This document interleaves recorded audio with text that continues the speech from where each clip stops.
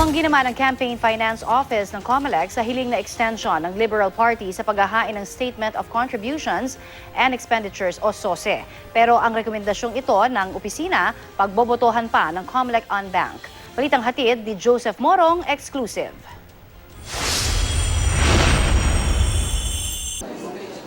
Ayaw payagan ng Campaign Finance Office o CFO ng COMELEC ang hinihinging extension ng Liberal Party o LP at presidential candidate itong si Mar Rojas para makapagsumite ng kanilang Statement of Contributions and Expenditures o SOSE.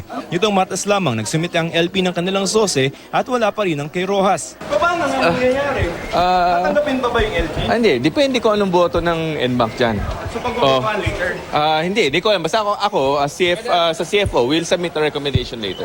Sa isang kopya ng memorandum ni Finance Office Commissioner Christian Robert Lim na eksklusibong nakuha ng GMA News, rekomendasyon ni Lim na i-deny ang hiling na extension. Sabi pa ni Lim ang 30-day na deadline pagkatapos ng eleksyon para makapagsumite ng SOSE ay nakasaad mismo sa Republic Act 7166. At kung i-extend daw ito ay parang inamyendahan ng COMELEC ang batas. Nasa Omnibus Rules on Campaign Financing daw na final and non-extendable ang June 8 na deadline. Hindi rin daw magiging patas sa ibang kandidatong nakapaghain ng kanilang SOSE kung i-extend nila ito at babalik na rin din ng COMELEC ang sarili nitong resolusyon. Pagbobotohan pa ng 7 miyembro ng COMELEC Anbang ang rekomendasyon ng Campaign Finance Office. At ayon kay COMELEC Chairman Andres Bautista, hindi magiging madali ang pagdedesisyon dito. Sir, paano nga yun kung halimbawa ang recommendation ng CFO to deny?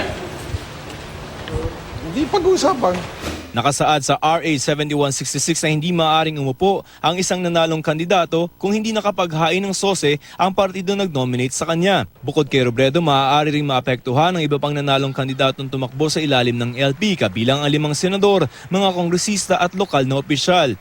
Ayon naman sa tagapagsalita ng Liberal Party na si Congressman Barry Gutierrez, wala sila nakikitang dahilan para hindi makaupo sa pwesto si Vice President-elect Leni Robredo.